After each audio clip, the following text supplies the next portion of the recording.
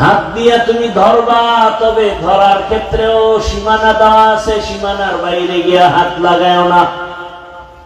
আল্লাহর ভয়, চোখ দিয়া তুমি তাকায়া তাকায়া দেখবা, দেখার মধ্যে সীমানা দেওয়া আছে, বাইরে তাকায়া দেখিও না। আল্লাহ চোখ দিছেন, মা বাবারে তাকায়া দেখো সওয়াব, দুটো চোখ দিয়ে আল্লাহর কোরআন তাকায়া দেখবা সওয়াব, আল্লাহর ঘর বাইতুল্লাহ দেখবা সওয়াব, এই চোখ দিয়া কোরআন তাকায়া দেখবা সওয়াব। উলামায়ে আহলে হক, যে আলেমের বয়ান শুনলে, যার কাছে বসলে আখিরাতের কথা মনে হয়, আমলের জন্য দিল তৈরি হয়, এমন আহলে হক আমাদের চেহারা দেখবা সওয়াব। কিন্তু আজ তুমি চোখ দুইটা দিয়া মা বাবাকেও ভাই মায়ার নজরে দেখো না, বাইতুল্লাহ দেখো না, কোরআন দেখো না, আলেম দেখো না। তুমি যখনই সময় পাও মোবাইলে তাকায় তাকায় কবিরা গুনাহ করে কাটাও। আর তুমি বলো শান্তি আসে না কেন? আমার সন্তানের উপরে বিপদ কেন? আমার ব্যবসার উপরে বিপদ কেন? ওরে বিপদ যেই পরিমাণ আসার প্রয়োজন ছিল, তার 1000 কোটি ভাগের 1 ভাগও আসে নাই। নবীদের উপরে এত পরিমাণ বিপদ, আল্লাহ পরীক্ষা নিছেন পয়গম্বর ইব্রাহিম আলাইহিস সালাম। তার নমুনা বর্তমান সামনে কোরবানি। কোরবানি আদম নবী থেকেই শুরু হয়েছে, তবে আমরা বাস্তবে যা বেশি বেশি অনুসরণ করি ইব্রাহিম নবী। বাইতুল্লাহ হাজী সাবরা হজে গিয়া মক্কায় যত আহকামাত পালন করেন, 3 ব্যক্তির স্মৃতি স্মরণ করা হয়। ইব্রাহিম আলাইহিস সালাম, ইসমাঈল আলাইহিস সালাম, আম্মা জান হাজেরা আলাইহিস সালাম। আল্লাহ রাব্বুল আলামিন জমিনটা বানাবার পরে একটা ঘর বানাইলেন বাইতুল্লাহ। আল্লাহ তাআলা বাইতুল্লাহ বানানোর পর হজের এলান করার জন্য ইব্রাহিম নবীকে আদেশ দিলেন। ক্রমান্বয়ে ইব্রাহিম নবী দাওয়াত দিয়া এইবার সন্তান ইসমাইল সহ বাইতুল্লাহ নির্মাণ করেছেন। এই বাইতুল্লাহ নির্মাণ করার পর ইব্রাহিম নবী হজের এলান করেছেন। আর পয়গম্বর ইব্রাহিমের এলানে যারা লাব্বাইক বলেছে, তারা হজ না করে কবরে যাবে না। এরে আল্লাহর গোলাম, ইব্রাহিম নবী চলে গেলেন, ইসমাঈল নবী চলে গেলেন। শেষ পর্যায়ে ঈসা নবীর আগমন। ঈসা নবী আল্লাহ তাআলা আকাশে উঠায় নিলেন। ঈসা নবী বিদায়ের পরে রহমতের নবীর মাঝখানে 500 বছর পর্যন্ত কোন নবী নাই। মানুষগুলো আল্লাহর ইবাদত বাদ দিয়া সব মূর্তি পূজায় লিপ্ত হয়ে গেল। শুধু তাই না, বাইতুল্লাহর মধ্যে 360টা মূর্তি ঢুকায় দিল। মূর্তি পূজা শুরু হয়েছে আদম আলাইহিস সালাম জমিন থেকে বিদায় হওয়ার 600 বছর পরে। দুনিয়াতে এমন এক পর্যায় হলো, ইবলিসের ধোঁকায় পড়ে মানুষ মূর্তি পূজা শুরু করলো। জমিনে এমন একটা মানুষ ছিল না যে মূর্তি পূজা করে নাই। মূর্তির সামনে নিয়া খোদা খোদা বলে সম্মান করত আর কিছু চাইতো। 600 বছর মূর্তি পূজা চলতে থাকলো। আদম নবীর বিদায়ের 1200 বছর পরে আল্লাহ পাক নূহ আলাইহিস সালামকে পাঠাইয়া দাওয়াতের কাজ করেছেন। মানুষের দ্বারে পয়গম্বর নূহ 950 বছর দাওয়াত দিয়া মাত্র 40 জন মানুষকে মূর্তি পূজার থেকে ফিরাইয়া দিলেন। এই মূর্তি পূজা শুরু হয়েছে আদম আলাইহিস সালামের ইন্তেকালের 600 বছর পর।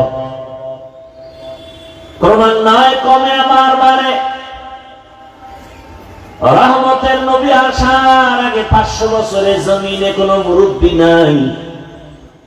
মক্কা মানুষ বড় দামি, মুশরিক হলেও বেঈমানরাও মক্কা তারে সম্মানের নজরে দেখত।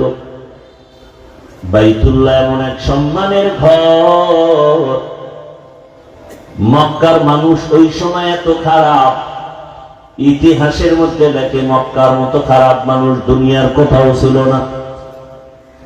এত খারাপ, এরা নিজেরা নারী আর পুরুষ উলঙ্গ হয় বাইতুল্লাহ তাওয়াফ করে। কেন? বলে আমরা যে গুনাহ করি কাপড় চুপড় পরে, এই কাপড় নিয়ে বাইতুল্লাহ পবিত্র, ওখানে যাওয়া যায় না। এই জন্য কাপড় চুপড় খুলে নারী পুরুষ একসাথে বাইতুল্লাহ যায়, তাওয়াফ করে। নাপাক কাপড় নিয়ে যাবে না। এটা কেমন হইল? একজনে পাগড়ির ফজিলতের বয়ান শুনে লঙ্গি খুলে পাগড়ি বাঁধল। এটা যেমন হয়, বাইতুল্লাহর মতো পবিত্র ঘরে নাপাক কাপড় নিয়ে যাওয়া যাবে না মনে করে সব খুলে উলঙ্গ হয়ে বাইতুল্লাহর পাশে যায়। কতটা নিকৃষ্টতম জাহেল! এবং এরা পশু জবাই করে আর রক্তগুলো বাইতুল্লাহর দেওয়ালে মাখে, মনে করে এটাই আমাদের সফলতা। আল্লাহ আয়াত নাজিল করে দিলেন, এই মক্কার মানুষ এতটা খারাপ, বিবাহ শাদীর কোনো ভালাই নাই, পশু জবাই করে রক্ত মাখে দেওয়ালে, নারী পুরুষ উলঙ্গ তাওয়াফ করে, মূর্তির পূজা করে। ব্যাগে কোথাও গেলে ব্যাগের মধ্যে একটা মূর্তি নিয়ে যায়। এত ভালোবাসা! আল্লাহ তাআলা এই মানুষকে হেদায়েতের জন্য সর্বশেষ এবং শ্রেষ্ঠ রহমতের নবীকে জমিনে পাঠায় দিলেন। রহমতের নবী মক্কা নগরীতে আসলেন, পরিবর্তন শুরু হয়ে গেল। 1000 বছর পর্যন্ত যে অগ্নি জ্বলতেছিল পারস্যের, সে আগুন নিভে গেল অটোমেটিক। রহমতের নবী আসছেন, দুনিয়ায় রহমতের বাতাস বইতে শুরু হয়ে গেল। খবর শুনে আবু লাহাব তার দাসী, তার বাদীকে আজাদ করে দিল, মুক্ত করে দিল। রহমতের নবী আসছেন, আস্তে আস্তে নবী বড় হতে লাগলেন। 40 বছরের আগে নবী সবার সাথে বুক লাগায়, মুখ লাগায়, কথা বলে হাসি মুখে, কিন্তু দাওয়াত দেয় না। দীর্ঘ 40 বছর পর্যন্ত রহমতের নবী কালেমার দাওয়াত দেন না, নামাজের দাওয়াত নাই, রোজার দাওয়াত নাই। নবী এই টাইমে বেশিরভাগ সময় বাইতুল্লাহর দূরে একটা পাহাড় আছে, হেরা পাহাড়, ওই পাহাড়ের গর্তে গিয়া নবী ধ্যান করতেন। ধ্যান আল্লাহর ভালোবাসা অর্জনের জন্য সাধনা করতেন। আমার কথাটা বুঝে থাকলে একটু জবাব দেন, বাইতুল্লাহর দাম বেশি নাকি হেরা পাহাড়ের দাম বেশি? বাইতুল্লাহর দাম। আল্লাহ কোরআনে বলেছেন, ইন্না আউওয়ালা বাইতিন উযিআ লিন-নাস লাল্লাযী বিবাক্কাতা মুবারাকান ওয়া হুদা মুবারাকান ওয়া হুদান লিল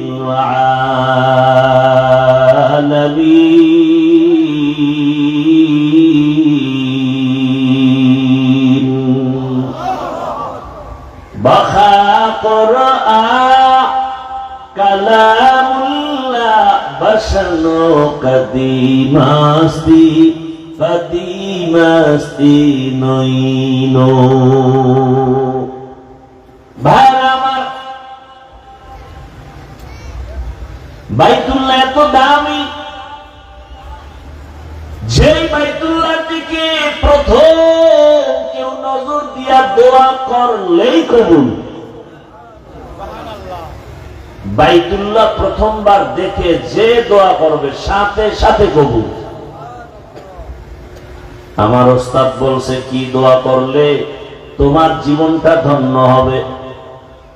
ও বাইতুল্লাহর মুসাফির, আল্লাহ যদি কোনদিন বাইতুল্লাহ নেয়, সফর করে বাইতুল্লাহ গিয়া যখন বাইতুল্লাহ নজর পড়ে যাবে, প্রথমে দোয়া করবা, আয় আল্লাহ আমি গুনাহগার, জীবনে যত ভালো ভালো দোয়া করছি কবুল করে নেও, সামনে যত দোয়া করব সব কবুল করে নাও। জামে দোয়া, পেছনে যত দোয়া করেছি ভালো, সামনে যত ভালো দোয়া করব তুমি বাইতুল্লাহর নজরের বরকতে কবুল করে নাও। আল্লাহর ওয়াদা, রাসূল বলেছেন বাইতুল্লাহ দেখে প্রথম দোয়া করলেই কবুল, প্রথম নজরে। শুধু কি তাই, একজনে বাইতুল্লাহ তাওয়াফ করে, আর একজনে নামাজ পড়ে, আর একজনে শুধু তাকায় তাকায় দেখে। নবীজি বলেন যে শুধু তাকায় তাকায় বাইতুল্লাহ দেখে, অনবরত তার উপরে রহমত নাজিল হইতেছে। ভাইরা আমার, এমন একটা দামি ঘর জমিনে আর কোথাও নাই।